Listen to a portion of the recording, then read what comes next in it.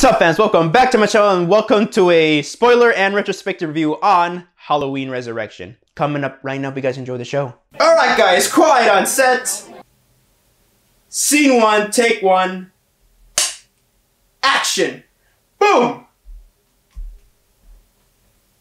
Now if you guys like this video, make sure you guys leave a like, comment, and subscribe. Make sure to share your friends, also set that bell for notifications because it helps the channel a lot. Halloween Resurrection, it is directed by Rick Rosenthal, coming back from Halloween 2, and it stars, once again, Jamie Lee Curtis, Busta Rhymes, and Bianca Catchuless, hope I didn't butcher her name, just to name a few. Now the story is about Busta Rhymes' character. Basically, he's trying to create a reality show, like a spook thing, the Dangertainment as you call it, and he's trying to recruit a bunch of college students to go into these haunted places, whatever, and one of them, like the pilot episode, I believe, is the Myers house. Oh yeah, and Laurie gets killed. Spoiler alert, yeah, in the beginning. That's Jamie Lee Curtis's, you know, screen time. And Michael kills her, so yeah. So then Michael goes back to Haddonfield, to his old home, and well, like any slasher movie, he starts killing the college students in a mix of standard, regular slasher thing kills and found footage, which I actually kind of like. So it's up for Busta Rhymes and the crew to stop Michael once and for all. I keep saying that a lot, but still, you know, every movie tries to do that. Or pretty much survive, you know. Survive Michael Myers. So that is my quick plot synopsis of the film. Now let's get on to the review. Honestly, guys, even though I think this movie is pretty garbage, guys, I still have a lot of fun watching this movie. Yeah, I hate saying this, but it's one of those movies that are so bad it's good because holy shit, it is so funny as hell. Let's just get, I mean, honestly, let's just get this time with the stuff, of course, I didn't like. I didn't like how Laurie Strode was handled. I mean, Jamie Lee Curtis did a good performance for what she's given, but still, yeah, and this mental facility is so terrible where she's kept, and yeah, but I did like the scene with her and Michael, and he kills her, and yeah, security is terrible there, but I mean, it's a horror film. And the characters, a lot of them are just horny as hell. This is more of a Friday the 13th film than a Halloween film, in my opinion, because at least Halloween, it doesn't heavily focus on the horniness of teenagers. It actually focuses on developing characters. Even, yeah, Halloween 4 does that, even though, yeah, there's a sex scene. Even the first one, there's a sex scene, but then again, the characters and story come first. And here is always about sex. Oh, I mean, come on. Double Toasted, Corey Coleman, man, shout out to him, man. I love his review. This is a better review. This is actually my favorite review of all time. Oh my goodness, he basically says the sexual harassment is strong in this movie, and I gotta agree, man. You know, it's cringy sexual harassment lines and all that stuff, which is, oh my goodness. And guys that just grab little lingeries and bras and panties, just like sniffing them in the beginning, or like he's just not sniffing, he's just touching, and I'm like, dude, what? Some of the little cameras, whatever, is just showing in a cleavage shot. I mean, okay. And one of the characters like, oh my god, this cameras are so phallic. Oh god, damn.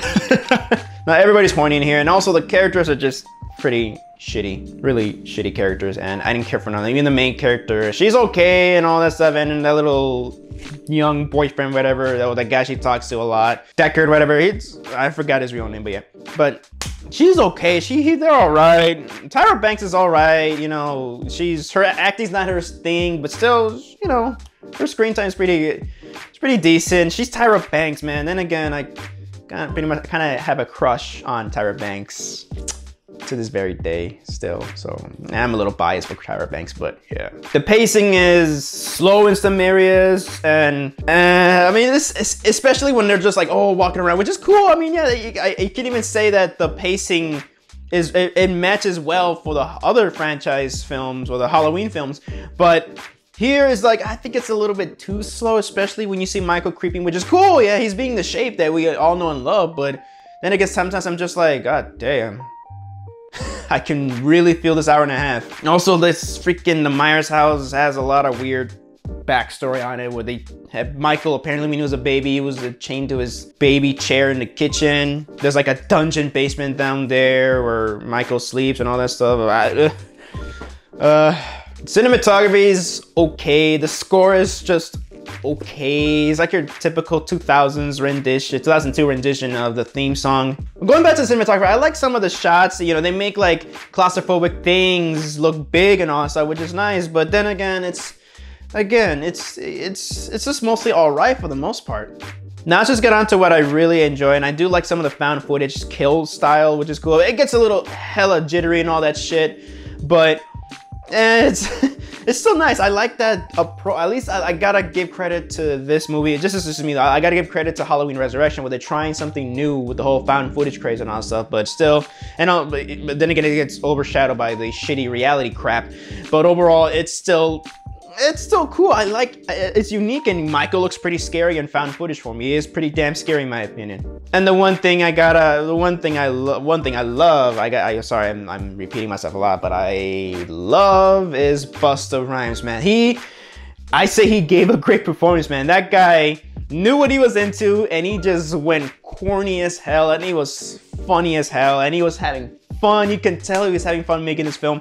He was so fun to watch, charismatic, and he was a character that I was like, you know what? At first I was a little kid, I found him annoying, but then as an adult, I'm like, man, I'm glad he's, I mean, like, if I was like watching it as an adult, man, he better survive. And I'm like, I'm glad he survived, because man, I mean, he has that infamous Busta Fu, as Double Toaster calls this Busta Fu scenes, the Kung Fu scenes while watching martial arts movies. It's cheesy as shit, but I'm like, I mean, this entire movie, just by the way it is done, and it's directed especially, this is weird, because Rick Rosenthal, I mean, he went from Halloween 2 to this, and I'm like, this is very different. There's a different directing style than the Halloween 2. His style it pretty much matches John Carpenter's, but it's still I still felt Rick Rosenthal was doing his own style in the second movie, and here it's like, I felt that corporate somehow just got their hands on his cut. I don't know what happened, but if that's his intention, then it's kind of weird. But then again, you know, maybe he's probably one of those directors that changes his style every so often. But yeah, going back to the kung fu fights, cheesy. Everybody laughs at it. I laugh at it too. I have a damn good laugh.